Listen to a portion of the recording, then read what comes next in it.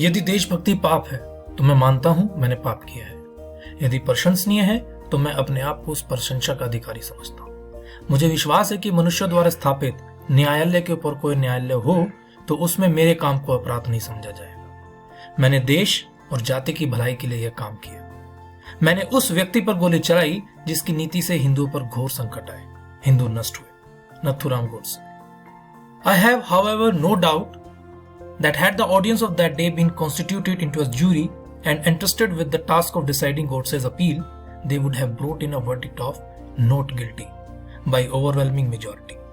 By Justice Khosla in his book The Murder of Mahatma, page number 234. नमस्कार, मैं गौरव कुमार आज आपके सामने प्रस्तुत हूँ महात्मा गांधी जी की हत्या और उनसे जुड़ी घटनाओं को लेकर, और साथ के साथ हम बात करेंगे नाथुराम गोडसे की उस किताब के बारे में जिसमें उसके द्वारा कोर्ट में जो बयान दिए गए थे उनको लिखा गया है, उनकी प्रस्तुति की गई है, जिसका नाम है गांधीवध क्यों। दरअसल नाथुराम गोडसे ने जो बयान कोर्ट में दिया था उस पर जो है भारतीय सरकार ने रोक लगा दी थी और 1968 में मुंबई हाई कोर्ट ने उस किताब से प्रतिबंध हटा ली गया। इसके बाद ये पब्लिक डोमेन में उपलब्ध है। वैसे तो ये किताब लगभग 250 पेज की है, तो सारी किताब के बारे में तो हम जिक्र नहीं कर पाएंगे, हाँ, लेकिन आने वाली वीडियोस में इसके बारे में हम डिस्कस करेंगे वन बाय वन। उसके जो मेन जो स्टेटमेंट है, उसने क्या कहा अपनी बातों में, अपने कोर्ट के अंदर उसने क्या अपनी बात को किस तरह से रिप्रेजेंट किया।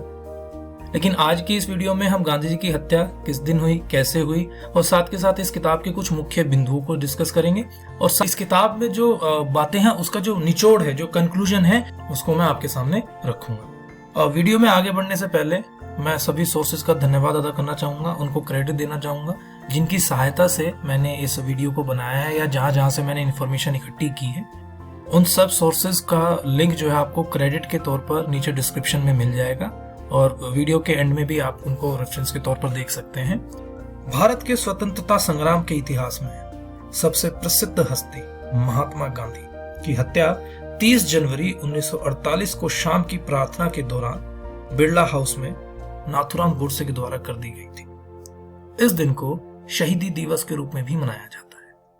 दिल्ली के बिरला भवन में शाम 5 बजे प्रार्थना होती थी, लेकिन 30 जनवरी 1948 की शाम गांधी जी सरदार पटेल के साथ मीटिंग में व्यस्त थे। तभी 5:15 बजे उन्हें याद आया कि प्रार्थना के लिए देर हो रही है। जब बापू आभा और मनु के कंधों पर हाथ रखकर मंच की तरफ बढ़े कि उनके सामने नाथुराम गोडसे आ गया। उसने हाथ जोड़कर कहा, नमस्ते बापू। गांधी के साथ चल रही मनु ने कहा, भैया सामने से हट जाओ, बापू को जाने दो, बापू को पहले ही देर हो चुकी है।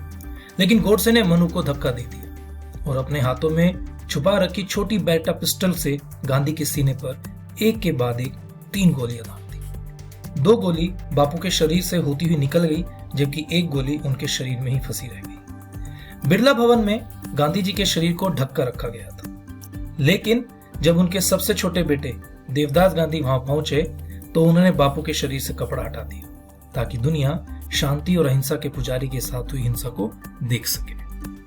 ये वो एक ओरिजिनल FIR है जो महात्मा गांधी की हत्या के बाद तुगलक रोड पुलिस स्टेशन में जो है लिखवाई गई थी। ये ओरिजिनल वर्जन जो है उर्दू लैंग्वेज में है, पर्शियन वर्ड्स के साथ, और राइट साइड पे आप देख सकते हैं यहाँ पर इसका इंग्लिश ट्रांसलेशन आपके लिए अवेलेबल है। गांधी जी की हत्या करने के मामले में मुख्य अभियुक्त नाथुराम गोडसे के साथ कुल 8 व्यक्तियों को आरोपी बनाकर मुकदमा चलाया गया। उनके नाम इस प्रकार हैं: विनायक दामोदर सावरकर, जिन्हें सबूत नहीं मिलने की वजह से अदालत ने जुर्मुक्त कर दिया था; शंकर किस्तैया, उच्च न्यायालय में अपील करने पर उनको छोड़ने का निर्णय दिया गया; दिगंबर बड़के, सरकारी गवाह बनने के कारण वो बरी हुआ; गोपाल गोडसे, आजीवन कारावास; मदनलाल पाहवा, आजीवन कारावास; विष्णु रामकृष्ण करकरे, आजीवन कारावास; नारायण आप्टे, फांसी; नाथुराम विनायक गोडसे, फांसी। नाथुराम गोडसे ने गांधी जी की हत्या की, इसकी वजह से इतिहास में उसे एक हत्यारे के तौर पर याद किया जाता है। नाथुराम गोडसे ने इससे पहले भी बापू की हत्या के कई प्रयास किए थे, मई 1934 और सितंबर 1944, लेकिन असफल होने पर वह अपने दोस्त नारायण आप्टे के साथ वापस मुंबई चला गया। बिरला भवन में प्रार्थना सभा के दौरान गांधी जी पर 10 दिन पहले भी हमला हुआ था। मदनलाल पाहवा नाम के एक पंजाबी शरणार्थी ने गांधी को निशाना बनाकर बम फेंका था, लेकिन उस वक्त गांधी जी बाल बाल बच गए थे। उस समय गांधी जी ने दिल्ली में आमरण अनशन शुरू किया था, जिसमें सांप्रदायिक हिंसा को तत्काल समाप्त करने और पाकिस्तान को 55 करोड़ रुपए का भुगतान करने के लिए कहा गया था। लेकिन हिंदू संगठनों को लगा कि गांधी मुसलमानों को खुश करने के लिए चाल चल रहे हैं। बस बम ब्लास्ट की इस घटना को गांधी जी के इसी फैसले से जोड़कर देखा जाता है। गोडसे ने गांधी की हत्या क्यों की? नाथुराम गोडसे ने अपना केस अदालत में खुद लड़ा और उसका विवरण एक पुस्तक में दर्ज कर दिया। गोपाल गोडसे ने इस पुस्तक के अनुच्छेद में नाथुराम की वसीयत का जिक्र किया है, जिसकी अंतिम पंक्ति है, अगर सरकार अदालत में दिए मेरे बयान पर पाबंदी हटा लेती है, ऐसा जब भी हो, मैं तुम्हें यानी कि गोपाल गोडसे को उसे प्रकाशित करने के लिए अधिकृत करता हूं। गांधीवध क्यों पुस्तक में नाथुराम गोडसे का अंतिम बयान दर्ज है। इस पुस्तक में नाथुराम ने उन सब कारणों पर रोशनी डाली है जिसकी वजह से उसने गांधी की हत्या करने का कृत्य किया। नाथुराम गोडसे की किताब दरअसल नाथुराम गोडसे का मृत्यु पत्र है। गिरफ्तार होने के बाद गोडसे ने गांधी के पुत्र देवदास गांधी को तब पहचान लिया था जब वे गोडसे से मिलने थाने पहुंचे थे। इस मुलाकात का जिक्र नाथुराम के भाई और सह अभियुक्त गोपाल गोडसे ने अपनी किताब गांधीवध क्यों में किया है। गोपाल गोडसे ने इस किताब में लिखा है कि देवदास शायद इस उम्मीद में आए होंगे कि उन्हें कोई विभत्स चेहरे वाला गांधी के खून का प्यासा कातिल नजर आएगा, लेकिन नाथुराम सहज और सौम्य थे। उनका आत्मविश्वास बना हुआ था। देवदास ने जैसा सोचा होगा उससे एकदम उलट उन्होंने नाथुराम को पाया। नाथुराम ने देवदास गांधी से कहा, आज तुमने अपने पिता को खोया है, मेरी वजह से तुम्हें दुख पहुंचा है। तुम्हें और तुम्हारे परिवार को जो दुख पहुंचा है, इसका मुझे भी बड़ा दुख है। कृपया मेरा यकीन करो, मैंने ये काम किसी व्यक्तिगत रंजिश के चलते नहीं किया है और ना ही मुझे तुमसे कोई द्वेष है। देवदास ने तब पूछा, तब तुमने ऐसा क्यों किया? जवाब में नाथुराम ने कहा, केवल और केवल राजनीतिक वजह से। नाथुराम ने देवदास से अपना पक्ष रखने के लिए समय मांगा, लेकिन पुलिस ने उसे ऐसा नहीं करने दिया।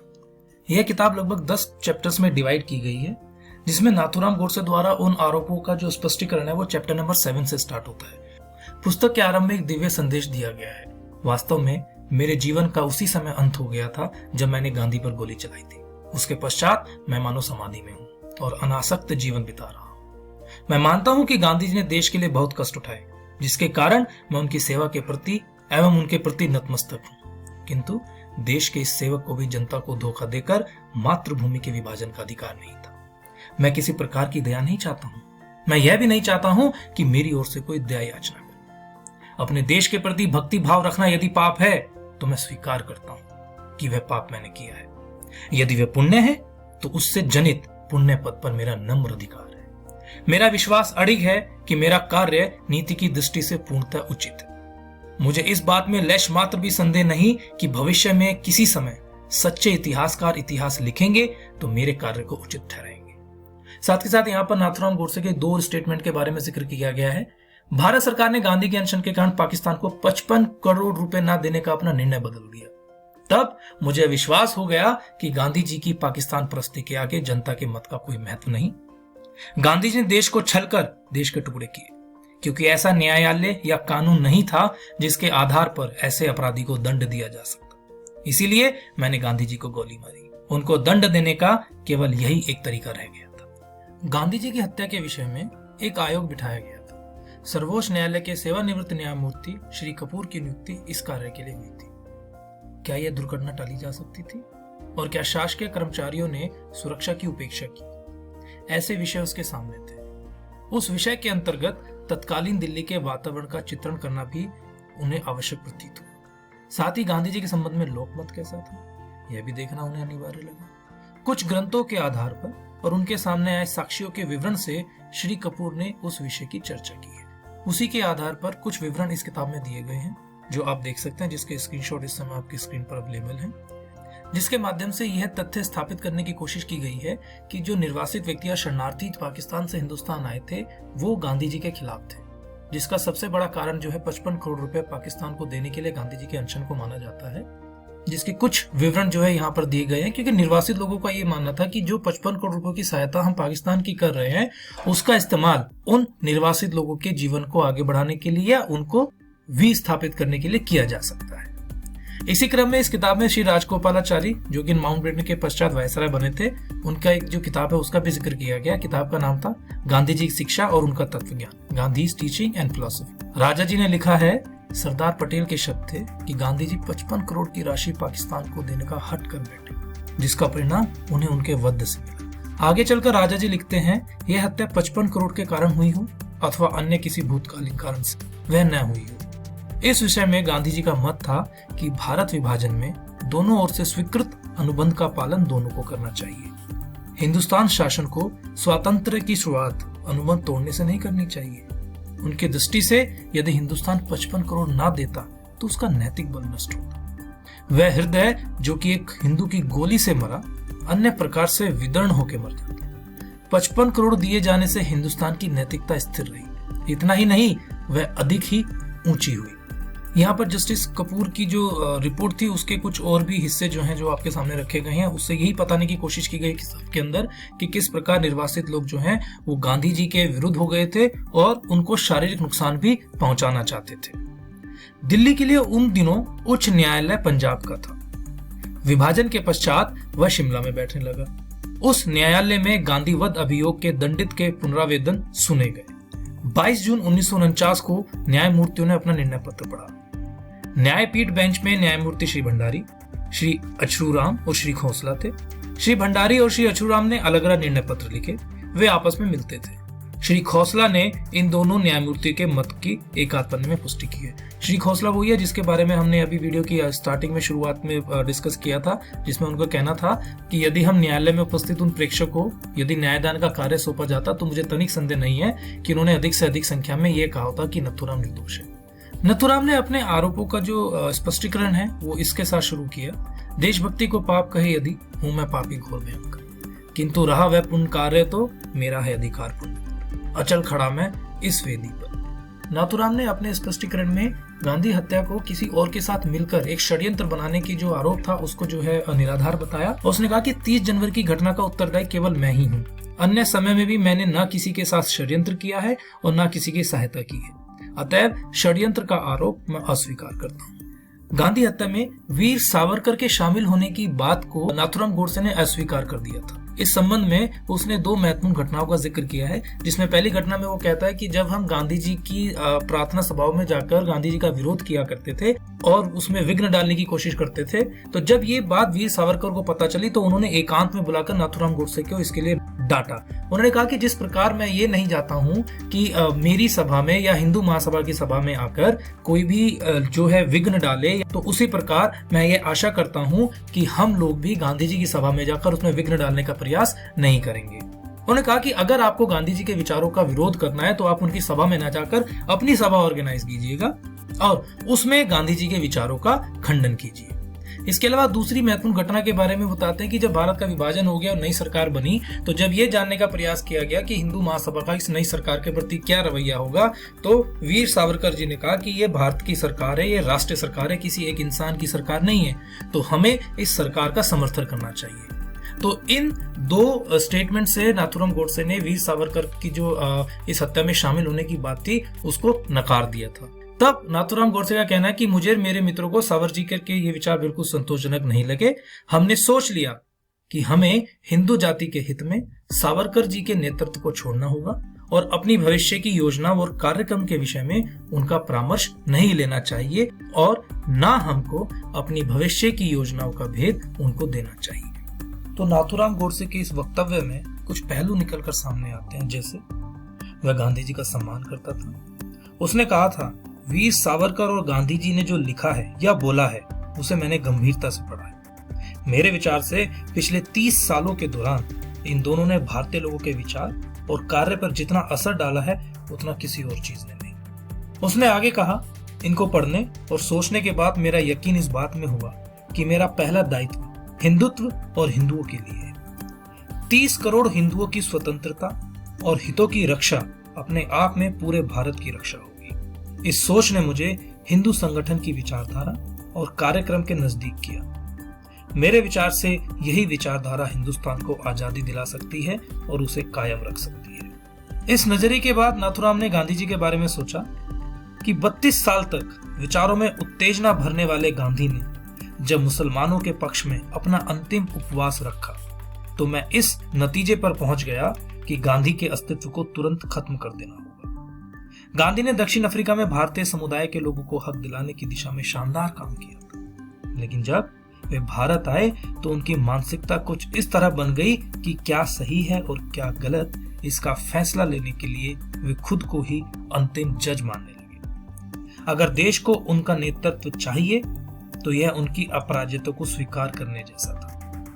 अगर देश उनके नेतृत्व को स्वीकार नहीं करता तो वे कांग्रेस से अलग राह पर चले। इस सोच के साथ दो रास्ते नहीं हो सकते थे। या तो कांग्रेस को गांधी के लिए अपना रास्ता छोड़ना होता और गांधी की सारी सनक, सोच, दर्शन और नजरियों को अपनाना होता, या फिर गांधी के बिना ही आगे बढ़ना होता। नाथूराम ने गांधी की अंतिम भूख हड़ताल, जिसमें सांप्रदायिक हिंसा को तत्काल समाप्त करने और पाकिस्तान को 55 करोड़ रुपए के भुगतान करने के लिए कहा गया था, पर भी सवाल उठाया। उसका आरोप था कि गांधी ने पाकिस्तान के निर्माण में मदद की। नाथूराम ने कहा, जब कांग्रेस के दिग्गज नेता गांधी की सहमति से उस देश के बंटवारे का फैसला कर रहे थे जिस देश को हम पूजते हैं, तो मैं भीषण गुस्से से भर गया था। व्यक्तिगत तौर पर किसी के प्रति कोई दुर्भावना नहीं है, लेकिन मैं कहना चाहता हूं कि मैं मौजूदा सरकार का सम्मान नहीं करता, क्योंकि उनकी नीतियां मुस्लिमों के पक्ष में थी।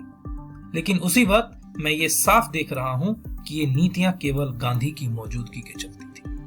लेकिन यदि इन आरोपों का हम विश्लेषण करने की कोशिश करें तो यह बात साधारण रूप से हमारे समझ में आती है कि गांधी जी की हत्या का कारण सिर्फ राजनीतिक नहीं था। और अगर हम इतिहास में झांक कर देखने की कोशिश करें तो हमें समझ में आता है कि समय के साथ साथ नाथूराम गोडसे के आरोप कहीं गायब हो गए हैं, इतिहास में कहीं धुंधला गए हैं। और गांधी जी जैसी शख्सियत, उनकी विचारधारा को न सिर्फ भारत में बल्कि विश्व के अलग अलग हिस्सों में आज भी पूजा जाता है और लोग उसका अनुसरण करने का प्रयास करते हैं। बापू की हत्या के बाद नंदलाल मेहता द्वारा दर्ज एफआईआर के मुताबिक उनके मुख से निकला अंतिम शब्द हे राम था। लेकिन स्वतंत्रता सेनानी और गांधी के निजी सचिव के तौर पर काम कर चुके वी कल्याणम का दावा है कि यह बात सच नहीं है। उस घटना के वक्त गांधी जी के ठीक पीछे खड़े कल्याणम ने कहा कि गोली लगने के बाद गांधी के मुंह से एक भी शब्द निकलने का सवाल ही नहीं था। हालांकि गांधी जी अक्सर कहा करते थे कि जब वह मरेंगे तो उनके होठों पर राम का ही नाम होगा। यदि वे बीमार होते या बिस्तर पर होते तो उनके मुंह से जरूर राम नाम निकलता। गांधी की हत्या की जांच के लिए गठित आयोग ने उस दिन राष्ट्रपिता के सबसे करीबी लोगों से पूछताछ नहीं की। यह दुनिया भर में मशहूर हो गया कि गांधी के मुंह से निकले आखिरी शब्द हे राम थे, लेकिन इसे कभी साबित नहीं किया जा सका।